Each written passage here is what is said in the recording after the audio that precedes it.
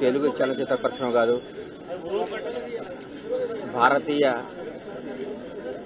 కళారంగం ఒక గొప్ప ధ్రువతారను కోల్పోయింది. కోటా బాబాయ్ మహోన్నత నటుడు. నాకు తెలిసి ఇండియాలోనే ఒక ఫైనెస్ట్ యాక్టర్ కోటా శ్రీనివాసరావు గారు. 83 ఏళ్ల వయసులో గత 20 రోజుల నాడు ఆయన దగ్గర రావడం జరిగింది.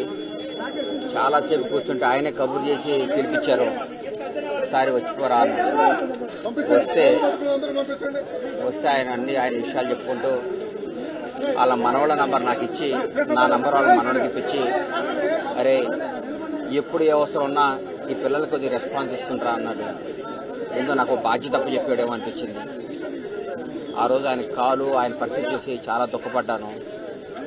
ఎందుకంటే ఆయన నటుడుగా ఆయన చేసిన పాత్రలు, ఆయన చేసిన విధానం, ఆయన జరిగిన జీవన శైలి, ఆయన బతికిన జీవన శైలి ఓ అద్భుతం. ఆయన కోల్పోవటం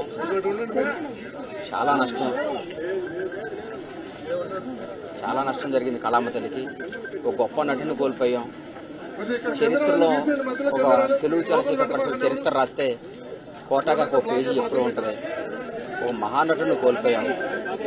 ఆయన పవిత్ర ఆత్మకు శాంతి కలగాలని ఆ భగవంతుని కోరుకుంటూ ఆయన కుటుంబ సభ్యులకి నా ప్రగాఢమైన సానుభూతి తెలియజేస్తూ, తెలుగు చలనచిత్ర పరిశ్రమ ఆయన కుటుంబానికి ఎప్పుడు అండగా ఉంటుంది.